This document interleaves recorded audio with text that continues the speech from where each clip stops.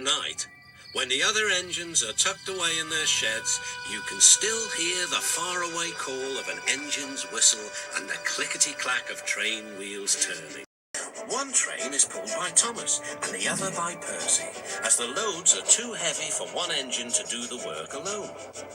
The post is loaded into trucks at both the harbours, and the engines pull their trains through the silent stations, delivering their precious loads. On a clear night, a big shiny moon brightens their journey, but often Thomas and Percy can't even see the stars. But whatever the weather, lamps along the track always light their way. Percy was waiting at the junction. The main line train was late.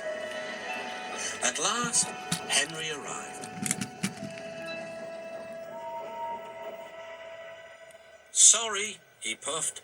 "The mail boat from the mainland was delayed." "Come on, Percy," said his driver. "Let's make up for lost time."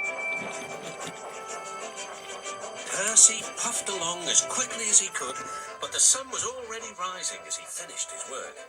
"Never mind," thought Percy. "It's nice to be up and about when it's the start of a new day and there's no one else around." Percy was not alone for long. "Bother," said Percy. "It's that dizzy thing, Harold." "Good morning," whirred Harold. "I always said railways were out of date, but you're so slow with the post, you should give everyone their stamps back. Post haste." Percy was too tired to explain. "Bird brain," he muttered. "Good morning, Percy," called Duck. "You're up early." "No, you're wrong," sighed Percy. "I'm back, tired and late." He rolled into the shed and fell asleep almost before his buffers touched the bar. His driver decided to set off early that evening. Thomas was waiting at the station. "Thank goodness I've a chance to speak to you. Driver said that the person in charge of the post has complained to the Fat Controller about the delay last night."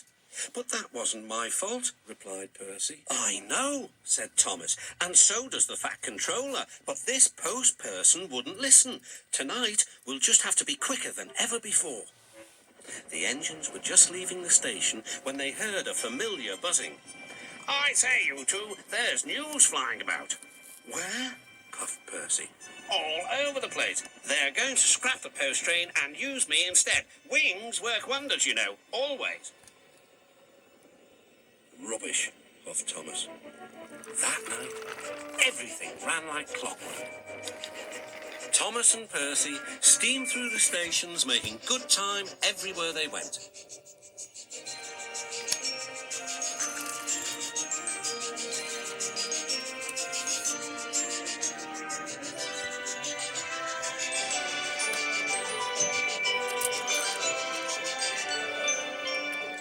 At a station, Thomas noticed a man looking cold and worried.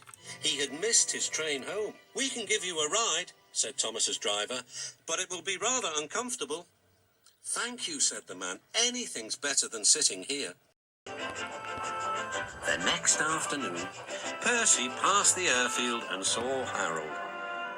"Hello, lazy wings. Are you too tired to fly today?"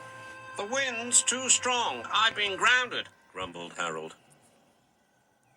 "You need rails," laughed Percy. "They work wonders, you know. Always."